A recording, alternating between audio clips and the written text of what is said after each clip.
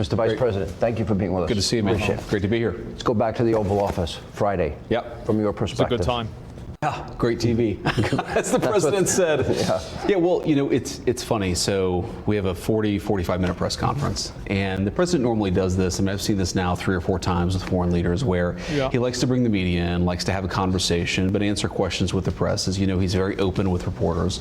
And what I noticed is that for the first 25, 30 or so minutes, he tried to sort of bend over backwards to be gracious and kind to Zelensky, even when Zelensky was kind of needling him, even when Zelensky was saying things that I thought were untrue. The president just tried to be diplomatic, right? I think that's his natural instinct in that situation.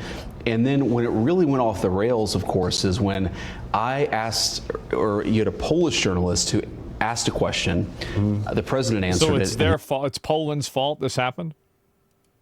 And I answered it, and then something about my answer just really set Zelensky off. So then he came at me. So you're blaming yourself. I mean, it is definitely like if JD Vance was not in the room, there is I think a 90% probability that that mineral deal would already be signed. I think so. I think it would already be signed if he just for some reason wasn't there. It'd already be done. Back at him, and what I tried to do originally was actually try to diffuse the situation a little bit, because I'm like, you know, we're having this meeting. Obviously, there are 100 television cameras here. Let's try to have this conversation in private.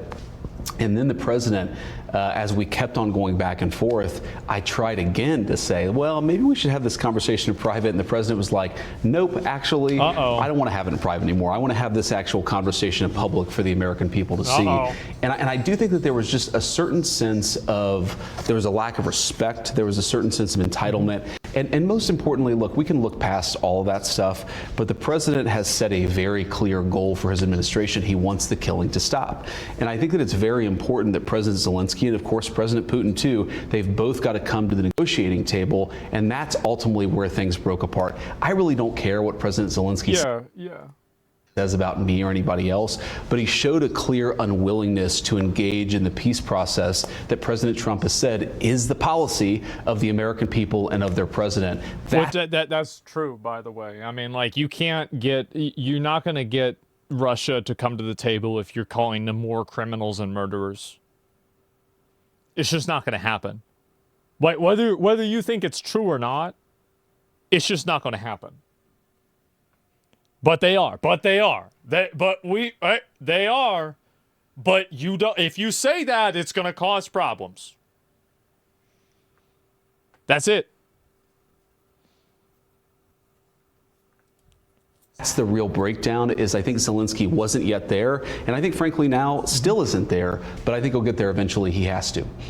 My understanding is he tried to get back in, or tried to stay a number of times, and then made numerous calls to come back. Is that true? So basically they kicked him out, and he's trying to, oh my God. Oh God. People are so emotionally dense. Yeah. I prefer peace over being correct, to be honest. That's, I think, the way a lot of people see it. I don't know about numerous calls, but they certainly made at least one request to come back in and continue the conversation. The president was like, look, first of all, they were disrespectful. And second of all, what are we even going to talk about? They've shown a clear unwillingness to discuss the peaceful settlement that President Trump is trying to bring to this situation. I think a lot of Americans are sort of, you know, it's useful to step back and ask ourselves, what is the actual plan here? You can't just fund the war forever. The American people won't stand for it. And by the way, Sean, if you look at European opinion polls, the Europeans aren't going to stand forever for it either.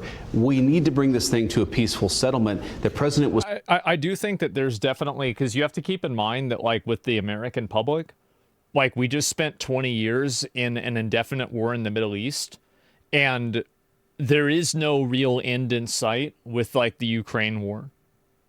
Like, there's not a goal that's trying to be, like, achieved. It's just basically stop Russia from invading indefinitely. And I think that a lot of people in America are just tired of that, given the context of, like, the Middle Eastern conflicts. Do you guys see kind of what I'm saying? It's like a money drain, right? Basically. That's the way a lot of people feel. And really it makes sense. Trying to do that. He'll continue to try to do that, but you've got to have two tango. You've got to have a negotiating partner in the Ukrainians who recognize that, of course they have their views, and of course they're not always going to agree with us, but they've got to participate in the conversation. They weren't willing to do that on Friday, so the president said send him home. He said today that the war he expects will go on a very long time. I don't know where he's going to get the money to fund that war. I have my doubts that Europe will... That's really what it is that people don't want to. I think the American population is very wary of being engaged in another war. Because I would say the average population thinks that one of the reasons why things have been kind of bad is because of that ongoing war. Speak for yourself. For me, I agree with that. I do. I don't want to write a blank check for military support to another country.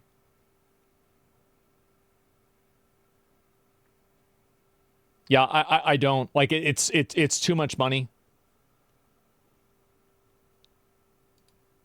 Fund the war to the level that including Israel? Yes. How many times do I have to say it? How many times? And Harris were funding it. And then the issue now has come up whether or not this administration will continue to offer money and arms for this war to continue.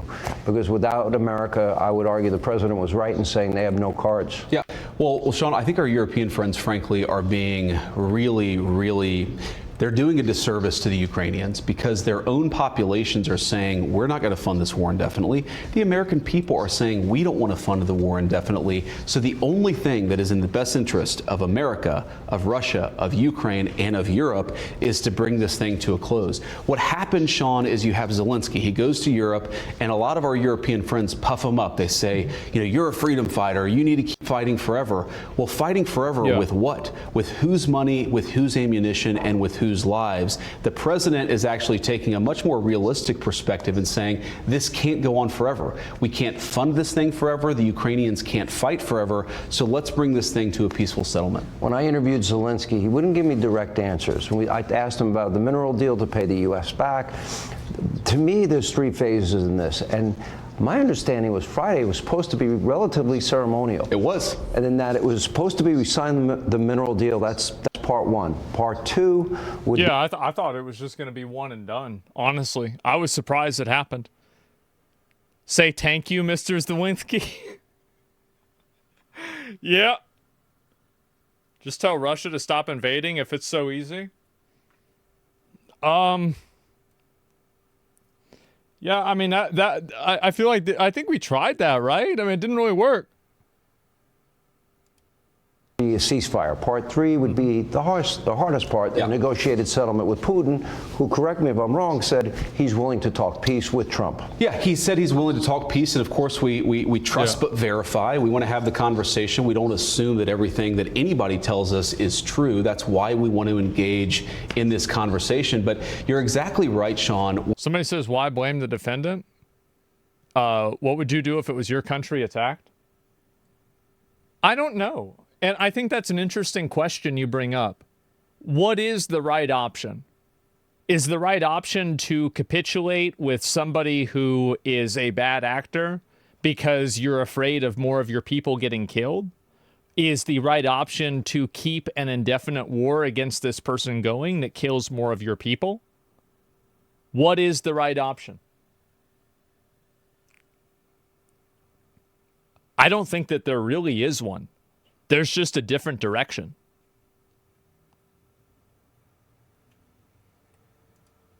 When the Ukrainians came to Washington on Friday, it was supposed to be ceremonial. There had been some public back and forth, some disagreements, some words spoken in public. And the president was like, let's have this moment. We give some credit to the brave Ukrainian fighters. And of course, it's a very brave army that they have there in Ukraine. Let's sign this minerals deal, which importantly does two things. It allows the American people to get some of their money back. But somebody says, were you taught to give in to bullies? Ideals are very nice, but whenever you write a blank check like that, and you put somebody else's name on it and they get killed, I think that you have to think beyond good and evil. It's not high school. It's not, what the right thing. It's not the Bible. This isn't what you're supposed to do. You have to look at what is the best option for the most people. That's it, right? And so how do you handle that? Putin won't stop, man. It'll just be another attack at a later date. There's a good chance that you're right. Your chat lacks the ability for foresight. You understand Russia had their concerns? Yeah, I do. Yeah, it's like a heckin' Marvel movie. Putin is Thanos. Yeah, exactly. I think people romanticize things like this a little bit too much. It also shows the Ukrainian people that America has a long-term investment in their sovereignty. You do those things, we'll sign this thing, we'll have a rah-rah moment, and then we'll get to the tough talk of negotiating peace. We couldn't even get the Ukrainians to a point where they could talk about the peaceful settlement. And look, in some ways, Sean, I get it. I get the frustration. I get the rage. It's their country. Of course, it's not our country. But you've got to accept, cooler heads have got to prevail. This thing cannot go on forever. This is the important point. I'd say this too, are of course, most importantly, the Americans who are watching, but people all over the world. When you talk to leaders in private, whether they're Ukrainian or European, when you talk to people in private, they will tell you this cannot go on forever. There aren't enough Ukrainian lives, there isn't enough American money, and there isn't enough ammunition to fund this thing indefinitely. The only realistic pathway to bringing this thing to a settlement is President Trump's pathway. We encourage both President Zelensky and President Putin to follow that path. Well, I mean, hundreds of billions of dollars have been spent, and this came up in the discussion Friday. It's a lot of money. The Biden administration called Putin every name in the book, and they've been trying to get the president. And he still invaded anyway. Okay, he still invaded anyway. Well, remember, it depends if it's a minor incursion. Let's go back to that moment, which I thought as troops were amassing on the border. But I go back and I think about this. And Biden spent all of this money, called Putin, all these names. The media and the Democrats, they want Donald Trump to call him names. And the president addressed that. Thing. And then he's you can't do that. If you start calling them names and talking shit, it's like that Bill Clinton clip that we watched the other day. It's just going to put everything in, it's going to throw a wrench in the system. It's going to fuck everything up. That's really what's going to happen. Like, you can't do that. You're not giving them power by doing that? Yeah. It's common sense. How do people not understand this? People don't understand it because they don't want to. They don't want to accept the fact that there is a person who is doing something wrong, but you still need to negotiate with and behave positively towards. I think people really hate that. And so because they don't like it so much, they're not willing to accept it. That's the reason why I think it's happening.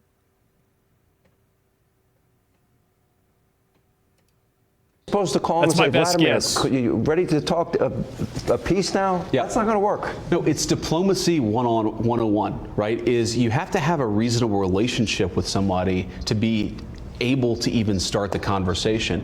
We have to remember, Sean, Ukraine, half of the country, a third of the country is totally destroyed. The economy is depressed. You've got hundreds of thousands of dead Ukrainians. Of course, a lot of dead Russians as well. The president wants to negotiate a settlement. How can you negotiate if you can't even talk to somebody? And that's what he said. He's not saying, like, nobody's suggesting, as Secretary Rubio said, no one is suggesting that we give the Nobel Peace Prize to Vladimir Putin. Yeah. What we're saying is it's important for President Trump to be able to have a conversation. That's not well served by standing up at a press conference and calling the guy every negative name in the book. By the way, he's right. That's exactly what I was saying. This is only because he has nukes. We're not cordial to Saddam. We call him a criminal, put him on trial and executed him. Well, even if they didn't have nukes, they still have a much bigger military, right? It's easier to push somebody around whenever they're smaller, right? That's it. Yeah, like there's always, like, again, there's always a power play going on. Yeah, the power of it matters, absolutely. as we just said, President Biden called Putin every single name in the book. What did it lead to? It led to war. It led to destruction. It led to conflict. President Trump is trying to bring this thing to a close. You got to be able to talk to somebody to do that. Is the door open? President Trump said Friday he can come back if he wants peace. Is that door still open today? What President Trump has said clearly and consistently is, of course, the door is open so long as Zelensky is willing to seriously talk peace. You can't come into the Oval Office or anywhere else and refuse to even discuss the details of a peace deal. Look, this is not going to make anybody happy. The Russians are going to have to give up stuff. The Ukrainians are going to have to give up stuff. I think you that's can't true. come to the Oval Office and say, give us security guarantees. We won't even engage with you about what we're willing to give up. That's been the Ukrainian posture. When that posture changes, as President Trump said, when they're willing to talk peace, I think President Trump will be the first person to pick up the phone. Well, I got to imagine that. Yeah, because he just wants to get it solved and make it stop happening, so he has to stop sending military aid over there, right? Let's see how much Russia has to give up. Russia probably isn't going to have to give up as much because Russia's more powerful. That's just the way it is. Yeah, that's really all there is to it. Really, no offense, Americans are the most stupid in the world. I don't think that. I mean, this isn't really about America, right? I mean, I think this is this crazy to say? I mean, I don't really think so. Yeah, Russia will give up nothing. And the USA is more powerful than Russia? Yeah, they are, but is the USA going to put that power on the line because of Ukraine? Probably not. And also, do the people in the United States want that to happen? I think the answer to that is no. They're probably. I think like the U.S. is fatigued from fighting wars, man. They're totally tired of it. Rethinking it. What did you make of European leaders, quote, their voices of solidarity this weekend? Because it's Lindsey Graham, who's been very supportive of Ukraine in this conflict. I mean, he was livid. Yes. And he said if they want to now defend their own continent, let them go ahead and do it. Good luck to them. Yeah, and my message to Ukrainians, by the way, to President Zelensky is, when you've lost Lindsey Graham, that means you need to come to the negotiating table and recognize Donald Trump is the only game in town. He's the only person who I think has a meaningful plan to save that country. But Sean, here's the problem with the Europeans. And a lot of these guys are our friends. They're our allies.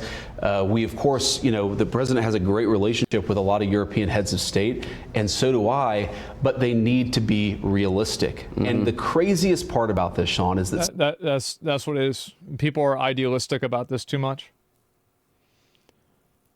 Yeah, I mean, so I also want to say, well, the mineral deal is a win-win. I think a lot of people see this. I know a bunch of gamers understand this. Each country has a character war level. USA is maxed at 100, China's 80, Russia's 65. Yeah, and Ukraine's not 65. That's just the truth.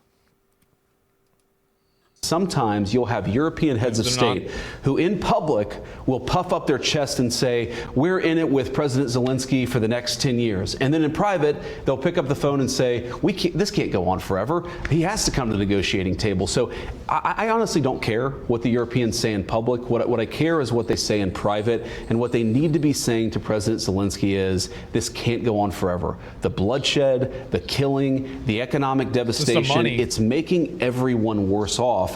The only pathway, I think, back to peace and prosperity is what the president is trying to accomplish. And now we look back in time and we see Joe Biden was beginning to understand that the patience of the American people is running thin. That's right. Hundreds of billions of dollars. We're a nation with nearly 40 trillion in debt. Yeah. I mean, it's too much. Well, Sean, this is an important point. Yeah, he's right. Russia's being Putin's bitch. See, this is the problem is that there's so much emotional and charged rhetoric like that, and all of it, it's just nothing. It really, it's just nothing. Like it's not. It doesn't accomplish anything. It doesn't do anything. It's pointless. It's hot air. Because I was a United States Senator, of course, for the last 2 years of the Biden administration. I got elected in 2022. I think you like this job better? I think I like this job a lot better. I certainly like the president a lot better. And here's the thing, you know, when you would talk to the Biden administration officials in private, this is another example of a terrible situation the Biden admin left the Trump administration. When you ask them what's the plan, okay, we're going to spend tens of billions of dollars, hundreds of billions of dollars in Ukraine. What is your plan? And they would honestly tell you, well, we're just going to send them weapons for as long as we can and hope eventually they can turn the tide. Hope is not a strategy. Yeah, that's exactly it. What do we spend $800 billion a year on defense for? For Russia's $40 billion a year military is being ground down. I think that like, so you basically, what you're saying is like, you want to solve a problem with that people also have. I think that both things are true, where the amount of money that we spend on defense is really high. People think we're spending way too much fucking money on that. So it's like, basically the premise of your solution is another problem. You see what I'm saying? It's ridiculous. It's a huge amount of money. Throwing money and ammunition at a terrible conflict, that is not a strategy. The only guy in town with a strategy is the President of the United States, and everybody needs to follow his lead. What scares me is Zelensky, when he says it's going to go on for years, how many more lives are going to be lost? He's not going to have a country to save at the end of that. The minerals deal would have provided the monies to rebuild their country and a strong U.S. presence and maybe European troops as well. And this is an important part of it. The president knows that, look, if you want real security guarantees, if you want to actually ensure that Vladimir Putin does not invade Ukraine again, the very best security guarantee is to give Americans economic upside in the future of Ukraine. That is. I do think that strategically that's true. Is if we have a bunch of stuff there and a bunch of money there, there's going to be a lower probability that Russia will attack. Why would Russia allow that? I think that Russia would be okay. Well, I mean, Russia allowed like fucking missile systems next to their border. Like, there's missile systems next to Russia's border already. So, like, a minerals deal, like, they would let that happen for sure. Like, yeah, they have no interest in this. A way better security guarantee than 20,000 troops from some random country that hasn't fought a war in 30 or 40 years. The security guarantee and also the economic guarantee for Ukraine is to rebuild the country and ensure that America has a long-term interest. You're not going to do that if you come to the Oval Office, insult the president, and refuse to follow his plan for peace. If he called, and I hate hypothetical questions, forgive me. If he called tomorrow and said, I am ready to adopt your plan for peace, he can come back? I think that if he called and had a serious proposal for how he was going to engage in the process, look, there are details that really matter that we're already working on with the Russians. Sense. We've already talked with some of our allies. He needs to engage seriously on the details. I think once that happens, then absolutely we want to talk to the Ukrainians. Are you convinced Putin and the Russians are willing to meet them, I don't want to say the word halfway, they're willing to do their part to achieve a negotiated settlement? Am I convinced? No. But do I think that there's a real pathway? You got to trust but verify. You've got to engage in the negotiation. You've got to see what steps people are willing to take. This is another thing, Sean. Obviously, I'm biased because I really love the guy. But when the media attacks President Trump as somehow on the side of Putin, two big problems with that. First of all, the only president. They've been doing that for 8 years. Like, I remember people talking about Donald Trump sucking Putin's dick in like 2016, 2017. This has been going on ever since the beginning.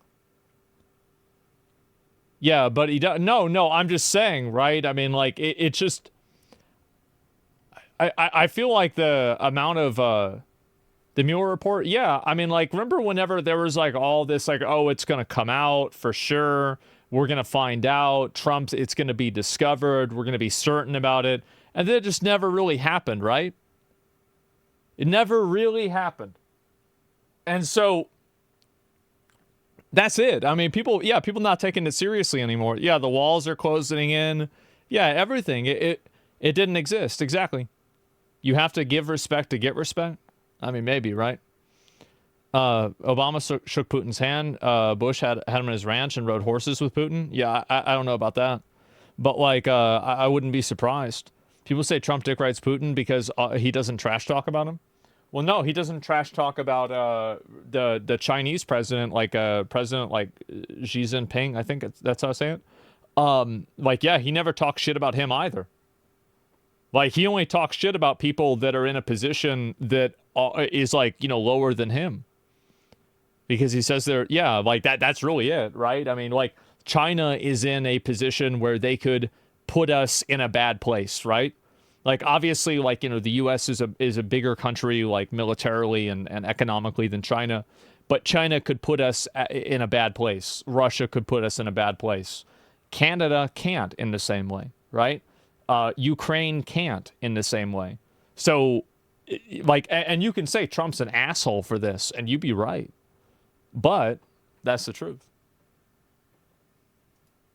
20 years where you haven't had the Russians take a bunch of territory was under the first term of Donald J. Trump. The second part of that is you've got to actually accept that President Trump, he's not just assuming that everything the Russians tell him is true, he's negotiating with them. There's a give and take. There's a trust but verify. That's called diplomacy. Yeah. We used to have some respect for that in Washington, D.C.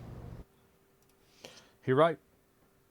Yep, you're right. And the thing is that I feel like that's the only way that it ends, right? That's the only way it's going to end, for you know, positive or negative. I think that's the case. So much of the world relies on the U.S. military and then laughs, haha, America sucks. Yeah, and he right about what? Blatant lies. He's right about the reality of the situation. The reality of the situation is that